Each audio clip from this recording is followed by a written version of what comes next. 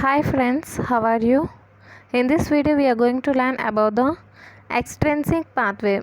This is one of the pathway of mechanism of blood coagulation. In previous video we learned about the intrinsic pathway of mechanism of blood coagulation.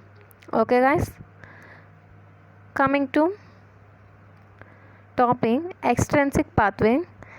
Extrinsic pathway of blood coagulation occurs in three steps.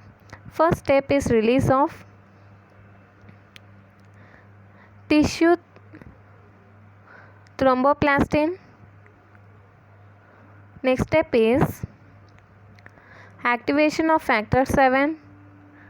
Third step is activation of factor 10. First step, release of tissue thromboplastin. Key to the clotting mechanism is the release of tissue thromboplastin from the injured tissue. Key to the clotting mechanism is the release of tissue thromboplastin from the injured tissue, as the tissue thromboplastin is the tissue factor which is viewed as extrinsic to collecting blood, circulating blood, which is viewed as extrinsic to circulating blood. This system of blood coagulation is called extrinsic system of clotting. Next, activation of factor 7. Tissue thromboplastin converts factor 7 to its active form 7A. This is the key step in extrinsic mechanism. Activated factor 7 directly activates not only Stewart-Prover factor but also factor 9, that is Christmas factor. Thus, it also influences intrinsic mechanism of activation of factor 10. In third step, activation of Stewart-Prover factor 7A. Activated factor 7 converts activation of factor 10. This process is accelerated in the presence of calcium, platelet, phospholipid and tissue thromboplastin. Here is some note.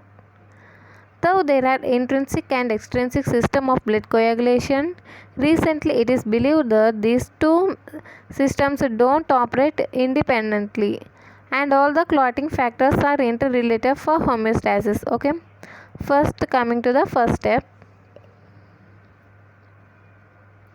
In the first step, tissue thromboplastin is released from injured tissue. As tissue thromboplastin is the tissue factor which is viewed as extrinsic to circulating blood. This system of blood coagulation is called extrinsic system of clotting. We call this tissue thromboplastin as tissue factor which is outside the circulation. So we call this system as extrinsic system of clotting. Okay, coming to the figure.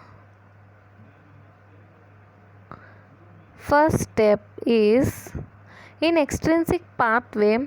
First step is when the blood vessels are injured, that tissue damage.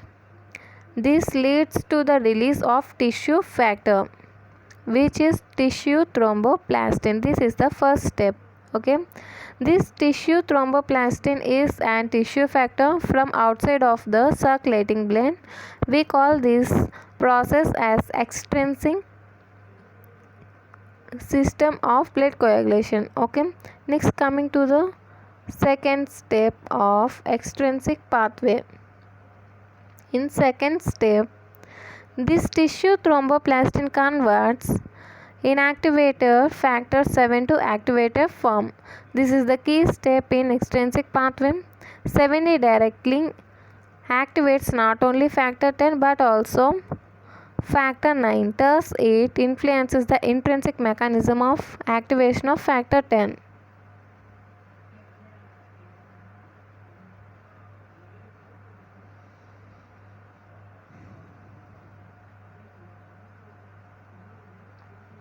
And in next step, this tissue thromboplastin activates the conversion of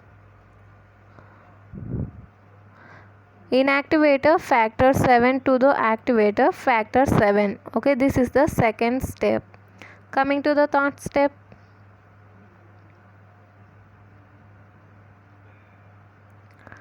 third step is activation of factor 10.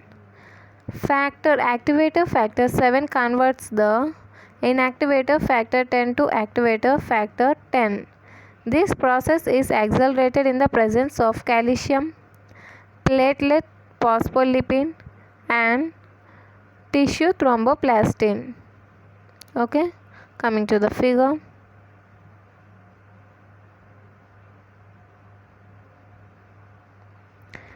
In third step, this activated factor 7 not only activates the factor 10, okay, it also activates the formation of factor 8. Sorry guys, not factor 8, factor 9. It also helps in intrinsic mechanism. Okay, this factor 7 also helps in does the formation of factor 9, which is a Christmas factor. It influences the intrinsic mechanism also.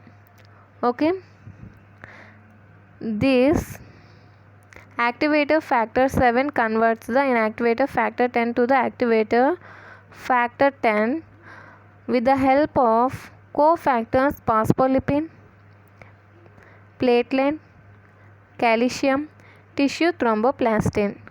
Okay,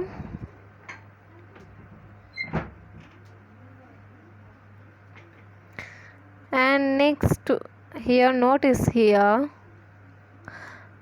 though there are intrinsic and extrinsic system of blood coagulation, recently it is believed that these two systems don't operate independently and all the clotting factors are interrelated for homeostasis. Okay guys.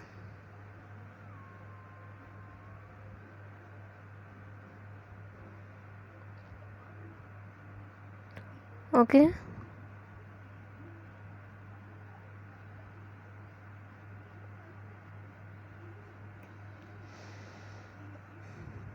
Must remember this figure. In next video we are going to learn about the formation of thrombin from prothrombin. Okay, if you like this video, like, share and subscribe. Thank you.